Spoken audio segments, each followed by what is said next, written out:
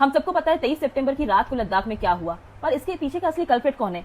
क्या गवर्नमेंट इसके लिए जिम्मेदार है या फिर एक्टिविस्ट सोनम वांगचुक? और इन सबके बीच में असली मुद्दा क्या था? आखिर ऐसा क्या रीजन था कि वहां का जो जेन जी है, जो यूथ है, वो इतना ज्यादा भड़क गया कि वो सड़कों पर उतर आए और वायलेंस क्रिएट करने पर मजबूर हो गए।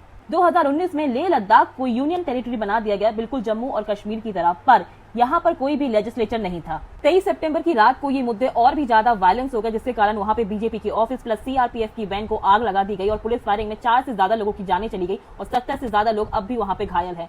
और इन सब के पीछे असली मुद्दा क्या था?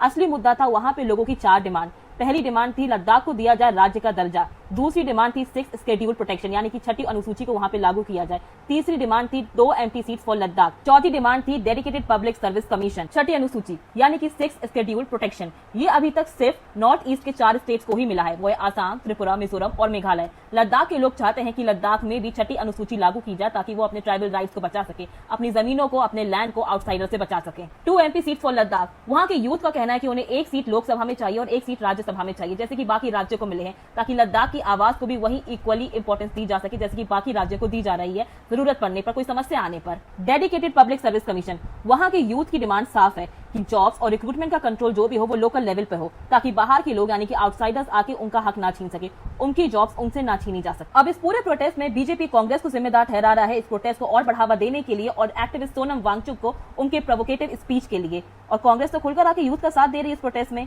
पर असली मुद्दा तो अभी भी वहीं का वहीं है। पिछले 5 सालों से वहां का यूथ खाली बैठा है, बिना किसी नौकरी के, बिना किसी पेशे के। ना वहां पे अपॉर्चुनिटीज है, ना नौकरियां है, ना इंडस्ट्रीज है, ना किसी तरीके की नौकरी पेशे को लेकर किसी तरीके की संभावित रिक्रूटमेंट या अपॉर्चुनिटीज क्रिएट करने की वहां पे कोशिश की गई है। और इस पूरे मुद्दे के बीच में सबसे ज्यादा फायदा हुआ अपोजिशन पार्टीज का और कुछ एक्टिविस्ट का, जो जाके बांग्लादेश और पाकिस्तान में अपने वाहवारी के नारे लगा रहे हैं और दूसरे देशों के साथ में मिलकर हाथ मिला रहे हैं इंडिया के अगेंस्ट। चलो यूथ को तो भड़का दिया, सड़कों पर वायलेंस क्रिएट करवा दिया, बहुत सारे ऑफिसेज जलवा दिए, सीआरपीएफ की वैन चलवा दी, पुलिस से फायरिंग करवा दी, पर इस बीच में असली मुद्दों का क्या हुआ? असली डिमांड्स का क्या हुआ? असली मुद्दे और डिमांड्स तो अब भी वहीं की वहीं हैं। ग्राउंड पे क्या हो रहा है? सिर्फ वायलेंस हो रहा है, लोग मर रहे हैं, इंजर्ड हो रहे हैं, कोई घायल हो रहा है, पुलिस फायरिंग कर रही है। इस बीच में ये एक्टिविस्ट कहां गए? As per few news reports, Sonam Wangchuk is responsible for his provocative speech and also aggregate the protests which were running smoothly and a peaceful protest, पर वो peaceful protest जो था वो वायलेंस में तब्दील हो गया 23 सितंबर की नाइट को।